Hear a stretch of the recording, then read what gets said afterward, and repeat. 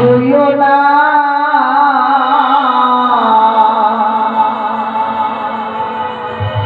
প্রাণের নাথ গো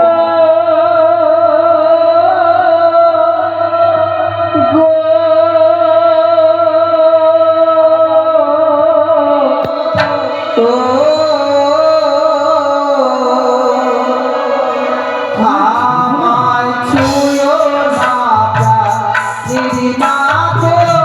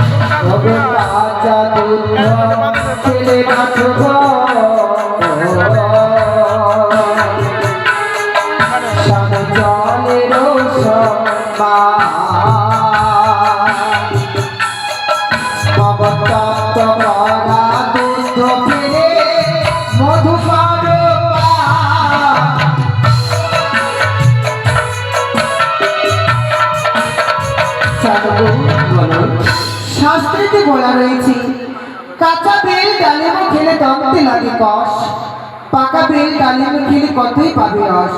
কাঁচা দুধ খেলে না তো জলের সমান, তপ্ত করা দুধ খেলে মধু করো পায়। তাহলে তুমি আমার সঙ্গে সেই কাঁচা পাকার স্মরণ করবে? হে প্রভু, তাহলে তুমি স্মরণ করো। ওই না কাঁচা নারী কাঁচা নারীকে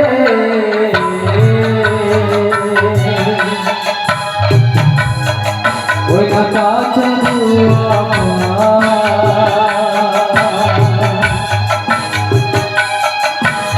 কাঁচাতে ভোজন করিলে অমৃতের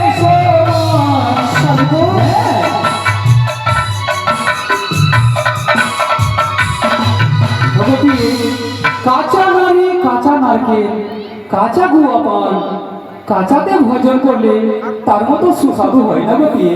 তাই এসো তুমি আমার কাছে, তাও আমি সে একবার প্রেম ছোট তেলা চলা বিদ্ধ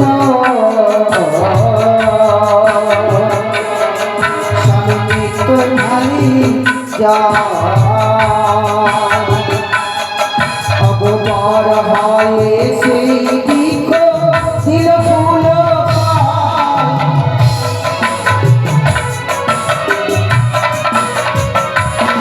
তোমার হাস্ত ভারী নাথ আমি সহিত না পারে আমি হেন শিশুমতি সুয়াসের করি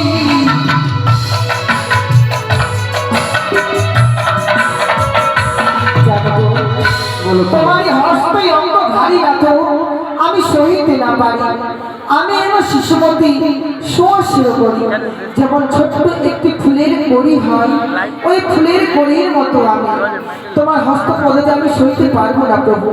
ছোটতে লাগালাম বৃক্ষ, নিত্যই ঢালিলাম জল, বড় হয়ে সে বৃক্ষ দিল ফুল ফল। আমি তোমার প্রেমালিঙ্গ দিতে পারবো না প্রভু। কেন দিতে পারবো না? যেবানারি বাসরাতে করি আমি গড়, যেবানারি বাসরাতে করি আমি গড়, শাস্ত্রে লেখা আছে বিধবা লক্ষ্য। মানে না তোমার সেই শাস্ত্রের কথা, মানে না তোমার সেই অতীতের কথা। দাও সেই আমার একটু স্মৃতিশিলা দাও। তুমি যদি আমার সেই স্মৃতিশিলা না দিলে আমি তোমার কাছ থেকে বলবো একটু আমি তোমায় প্রেমালিঙ্গ দিতে পারি। একটি শর্ত। বলো। আমি শুনেছি তুমি নাকি মহাপণ্ডিত, সত্যই শাস্ত্রযোগ্য। তাই আমি তুমি এক তিনটি প্রশ্ন করবো। এই প্রশ্নের উত্তর যদি তুমি আমায় দিতে পারো, অবশ্যই তোমায় আমি বালককে প্রেম আলিঙ্গনে দেবো।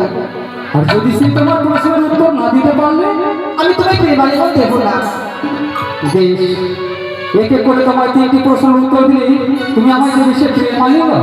হ্যাঁ প্রভু, আর বিরোধ না পেয়ে তুমি আমায় এক এক করে তিনটি প্রশ্ন করো। আর তুমি বড় সুন্দর,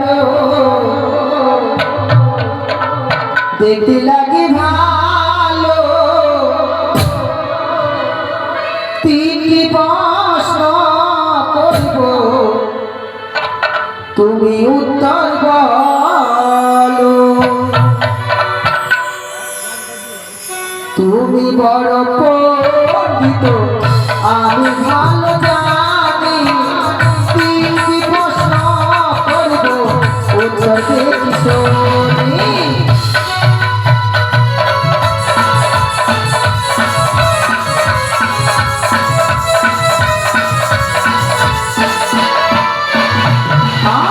সিঁদুরের জন্মস্বামী কথা থেকে হলো, সর্বপ্রথম সিঁদুর স্বামী কে করেছিল?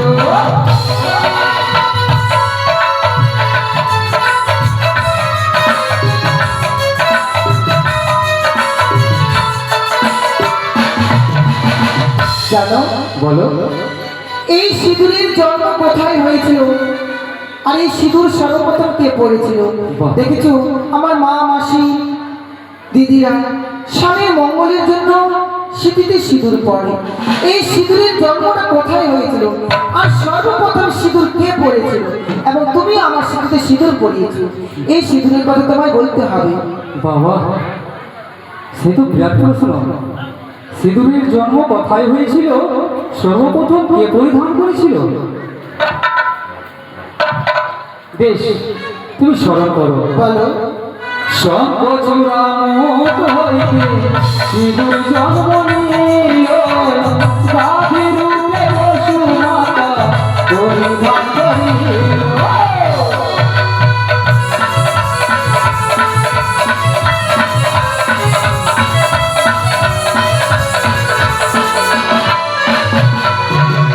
তোমার প্রশ্নের বিরাম আমি দেহ আমি মন দেহ দেহ রাজে এসো এসো এসো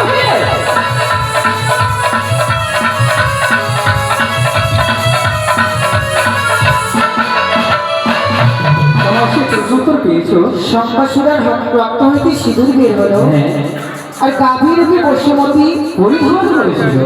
সত্যি তোমার উত্তর তুমি ঠিক বলেছো, কিন্তু এ তো আমি জানি।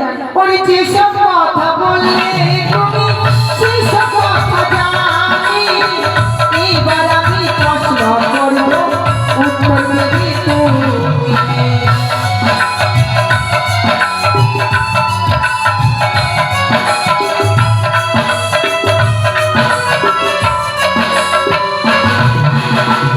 আকাশের চন্দ্র সূর্য কবে ঘুরতে এলো, আর দিয়ে চন্দ্র সূর্য নৃত্য করেছিল।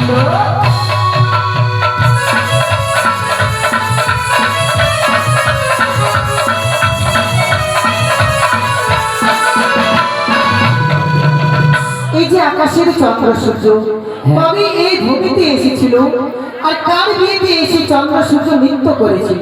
বাবা, এত বড় বড় প্রশ্ন তুমি তো আমায় পাগল করে দিলেন। ওকে কি বলছিলাম কি, এসব বাদ দাও, এই প্রশ্ন বাদ দাও তো, এসো তাও আমি সেটিবার জানো, প্রশ্নের উত্তর না দিলে তুমি আলিঙ্গনও পাবে না, ভেবে দেখো। বেশ, তাহলে তুমি স্মরণ করো। কেতা যুগে ও ঝোপাকে রামের বিয়ে হলো, নিশি রাতে চন্দ্র এসে নৃত্য করেছিল।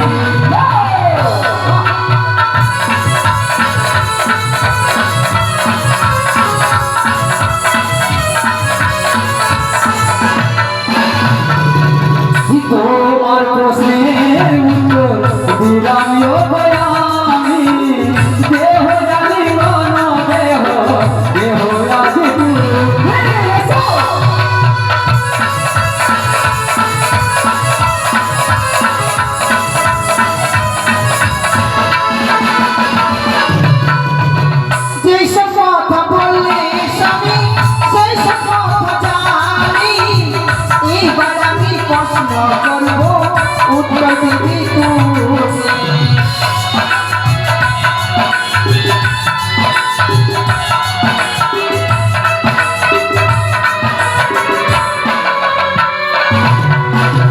দুর্গা দেবীর কবে স্বামী লেজ হয়েছিল, বল বল গো স্বামী বল মায়া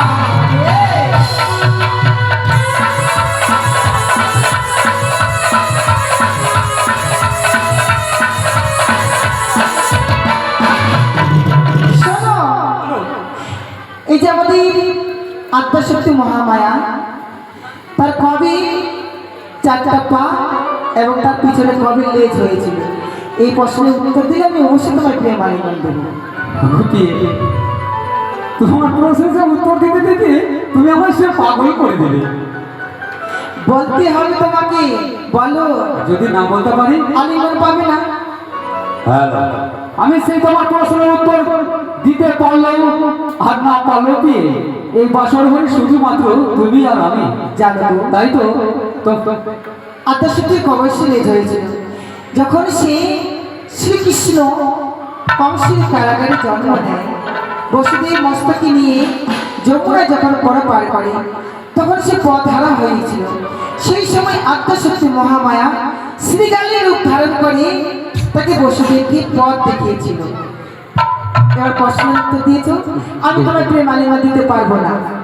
দেখো কি না, আমি তোমায় বারবার বলে যাচ্ছি, তুমি প্রশ্ন উত্তর দিতে পারো নি, আমি তোমার প্রেম আলিঙ্গন দেবো না। তুমি যদি আমি সেই প্রেম আলিঙ্গন না দাও, তাহলে তোমার কাছ থেকে আমি গল্প করে নেবো প্রেম আলিঙ্গন। তাই তো তোমার কোনো কথাই শুনতে চাই না, তোমার কোনো প্রশ্ন শুনতে চাই না দিয়ে তুমি এসো আমার কাছে, তাও সেই একটি আমার সেই প্রেম আলিঙ্গন।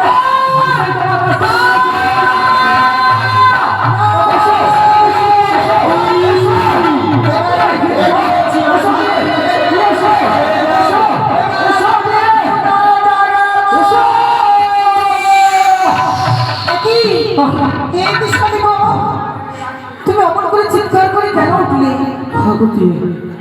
আমি যে বড্ড ক্ষুধার্ত গো। ক্ষুধার্ত? হ্যাঁ। আমি এখন কি করবে বাসর ঘরে? তাই তো তুমি পারবে না, পারবে না আমার সে আমার মুখে একটু অন্ন তুলে দিতে গো। জানো গো স্বামী, বাবার ঘরে কোনোদিন আমি রান্না করিনি, আজ তুমি বাসর ঘরে ক্ষুধার্ত, আজ আমি কেমন করে তোমায় রন্ধন করবো? এই বাসর ঘরে তো কোথাও আমি চাল ব্যঞ্জন কোথাও কিছু দেখতে পাচ্ছি না। রয়েছে কি রয়েছে, এই বাসর ঘরে প্রান্তে রয়েছে সে অষ্টমঙ্গলার চাল ডাল, তার সঙ্গে রয়েছে কিছু তরি তরকারি, আর রয়েছে একখানা রাখে। তুমি নারকেলের ছকাটি করবে খালি, নারকেলের মালাইকে করবে হারি, তোমার কম্পানে ঘষে বেরিয়ে আসবে অগ্নি, তুমি তাই দিয়ে আমায় রন্ধন করে দাও। তুমি ক্ষণিকের জন্য পুষ্পের পালকে গিয়ে বিশ্রাম করো, আমি ততক্ষণ তোমার জন্য বাসর ঘরে বসে রন্ধন করবো। রন্ধন হয়ে গেলে চন্দনের ফোঁটা দিয়ে তোমায় জানাবো, সে তুমি রন্ধনটুকু ভজন করবে। তাহলে তুমি রন্ধন করো। তাই তো স্বামী আমার বড় ক্ষুধার্ত, স্বামীর জন্য আমি রন্ধন করবো বাসরে বসে। ওই আমি রন্ধনশালা যাবো গো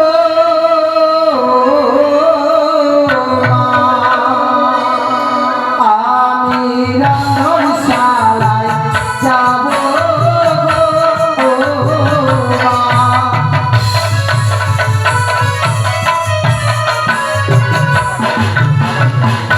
কোথায় আছো অন্নপূর্ণা, এসে পাবে দেখা।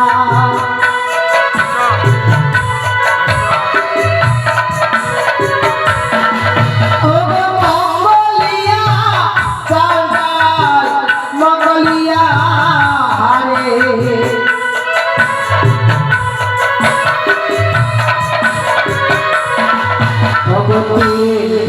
নারকেল ভেঙে সাজাবো তিয়রে।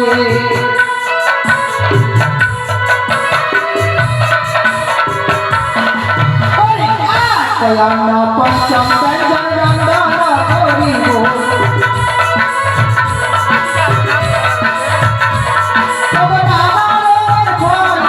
ব্যঞ্জন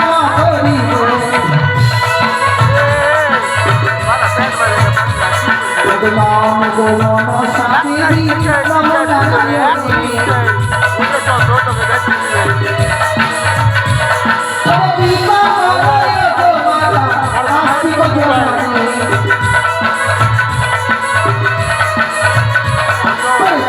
তো জীবন বলি বন্ধ বিষয়ে প্রেমানন্দে মামা শিরা শিরে উলো ধরে